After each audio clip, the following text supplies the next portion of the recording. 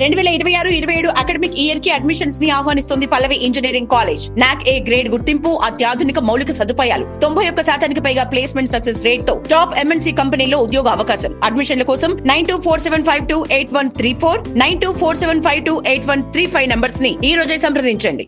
Cyber crime అంటే ఏంటి? ఎన్ని రకాలుగా జరుగుతాయి? ప్రస్తుత డిజిటల్ యుగంలో మనం స్మార్ట్ ఫోన్ లేకుండా ఒక్క క్షణం కూడా ఉండలేకపోతున్నాం. అయితే ఇదే మన బలహీనతగా మార్చుకొని సైబర్ నేరగాళ్లు రెచ్చిపోతున్నారు. అసలు సైబర్ క్రైమ్ అంటే ఏంటి?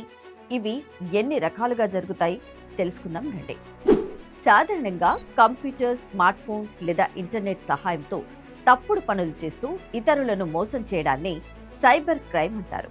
నేరగాళ్లు మీ వ్యక్తిగత సమాచారాన్ని దొంగిలించి మీ బ్యాంకు ఖాతాలను ఖాళీ చేస్తారు. ముఖ్యంగా మనం 5 రకాల సైబర్ మోసాల గురించి తెలుసుకోవాలి. మొదటగా ఫిషింగ్. మీ బ్యాంకు నుంచి వచ్చినట్లుగా నకిలీ మెసేజ్లు లేదా లింకులు పంపి మీ పాస్వర్డ్, ఓటీపీలను దొంగిలించడం. ఇక రెండవది ఆన్లైన్ ఫ్రాడ్. తక్కువ ధరకే వస్తువులు ఇస్తామని లేదా భారీ లాటరీ తగిలిందని ఆశ చూపి డబ్బులు వసూలు చేయడం. ఇక మూడవది identity theft.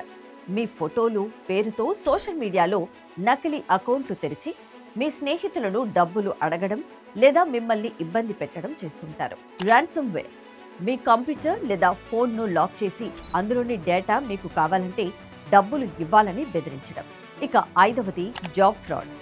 Work from home పేరిట సోషల్ మీడియాలో ప్రకటనలు ఇచ్చి రిజిస్ట్రేషన్ ఫీజుల పేరుతో మోసం చేయడం. జాగ్రత్త పడడం ఎలా మరి? ఇప్పుడు తెలుసుకుందాం.